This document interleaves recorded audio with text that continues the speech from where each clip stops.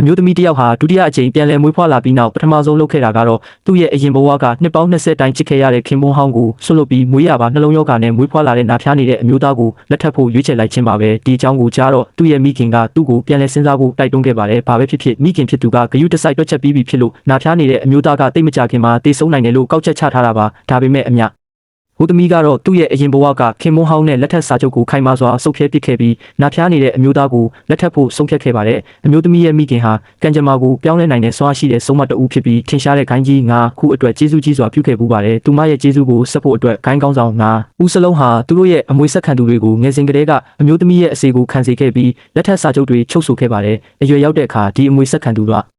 ဒီတဲကတယောက်ကိုခင်မွန်းအဖြစ်ရွေးချယ်ခွင့်ပေးထားပါတယ်။အရင်ဘဝမှာအမျိုးသမီးဟာသူ့ရဲ့ခင်မွန်းဟောင်းကိုငယ်စဉ်ကတည်းကချစ်ခဲ့ပါတယ်။သူ့ကိုရွေးချယ်ပြီးလက်ထပ်ပြီးမကြခင်မှာခင်မွန်းဟောင်းဟာပင်လယ်နက်ထဲကိုမတော်တဆပြုတ်ကျပြီးတဲလွန်ဆမရှိပျောက်ဆုံးသွားခဲ့ပါတယ်။ဒါပေမဲ့အမျိုးသမီးဟာသူ့ကိုစိတ်မလျှော့ပဲဆက်လက်ရှာဖွေခဲ့ပါတယ်။မိခင်ရဲ့ဆုံးမစွမ်းအားကိုတုံးပြီးသူ့ခင်မွန်းတက်ရှိထင်ရှားရှိနေသေးတယ်ဆိုတာကိုသိခဲ့ရပါတယ်။သူ့ကိုရှာဖွေဖို့စိတ်အားထက်သန်မှုနဲ့ကိုယ်တိုင်ပင်လယ်ထဲခုန်ချခဲ့ပေမဲ့ဘော်တစီရဲ့ပဲ့ချိန်နဲ့သူ့ရဲ့လက်ချောင်းတွေမတော်တဆပြတ်တောက်သွားခဲ့ပါတယ်ဒီလိုနဲ့ခင်ပွန်းကိုဆက်လက်ရှာဖွေနေတော့တနေ့မှာတင်းငယ်တဲ့ခြံဝင်းလေးတစ်ခုတည်းကိုမတော်တဆရောက်သွားခဲ့ပါတယ်ထိုနေရာမှာသူ့ခင်ပွန်းဟောင်းနဲ့သူ့ရဲ့အချစ်ဆုံးတငယ်ချင်းကကလေး2ယောက်နဲ့ပျော်ရွှင်စွာနေထိုင်နေတာကိုမြင်လိုက်ရတဲ့အခါခင်ပွန်းရဲ့တည်ဆုံမှုဟာအယောင်ဆောင်လိမ့်လည်မှုသာဖြစ်တယ်ဆိုတာကိုသိလိုက်ရပါတယ်သူမဟာသူတို့ရဲ့တစ္ဆာဖောက်မှုအတွက်ရှင်းပြချက်တောင်းဆိုဖို့ရှိကိုအပြေးလွှားသွားခြင်းခဲ့ပေမဲ့သူ့အချစ်ဆုံးတငယ်ချင်းကိုဆွဲလန်းနေတဲ့သူမရဲ့ငယ်တငယ်ချင်း2ယောက်ကအမှန်တရားကိုဖုံးကွယ်ဖို့သူမကိုပူပေါင်းပြီးသတိမေ့အောင်ရိုက်နှက်ခဲ့ကြပါတယ်။နောက်ဆုံးမှာသူတို့ဟာအမျိုးသမီးကိုမိရှုတက်ဖြတ်ခဲ့ပြီးသူမရဲ့ပြာတွေကိုပါလွန့်ပစ်ဖို့ကြံစီခဲ့ပါတယ်။ကံကောင်းစွာနဲ့ငယ်တငယ်ချင်းတွေကတယောက်ဖြစ်တဲ့နာတာရှီယောဂါသည် CEO ဟာအချိန်မီရောက်လာခဲ့ပြီးနာကျင်တဲ့မျက်နှာနဲ့ကြံရှိနေတဲ့ပြာတွေကိုတင်စီခဲ့ပါတယ်။ထိုအခါမှပဲအမျိုးသမီးဟာဝိညာဉ်ပုံစံနဲ့သူ့ကိုတကယ်ချစ်ခဲ့တဲ့တူးလေးသောငယ်တငယ်ချ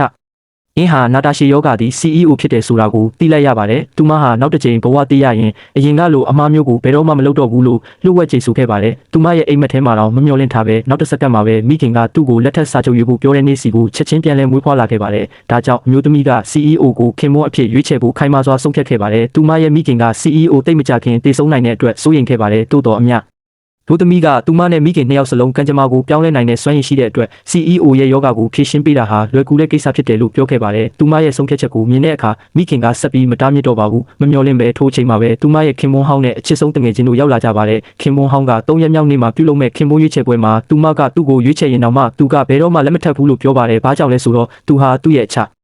ျဆုံးတငယ်ချင်းကိုချစ်မိနေပြီဖြစ်ပြီးဒီဘဝမှာသူ့ရဲ့ကံကြမ္မာကိုသူကိုယ်တိုင်ခိုင်မာစွာထိန်းချုပ်သွားမယ်လို့ရည်ရွယ်ထားလို့ပါပဲဒီစကားကိုကြားတဲ့အခါအမျိုးသမီးကလုံးဝထိတ်လန့်သွားခဲ့ပါတယ်အရင်ဘဝမှာသူ့ခင်မွန်းကလက်ထပ်ဖို့ကန့်လန့်ချက်ကိုသူ့သဘောနဲ့သူပယ်ချဖို့ဘယ်တော့မှမရဲခဲ့ဘူးပါဘူးသူမဟာခင်မွန်းဟောင်းလည်းပြန်လည်မွေးဖွားလာတယ်ဆိုတာကိုချက်ချင်းသိလိုက်ပါတယ်ဒါပေမဲ့အမျိုးသမီးကသူ့ကိုအငြင်းမပွားပဲ3ရက်အတွင်းသူမကိုယ်တိုင်ဆုံးဖြတ်မယ်လို့ပြောပြီးထွက်သွားခဲ့ပါတယ်သူမထွက်သွား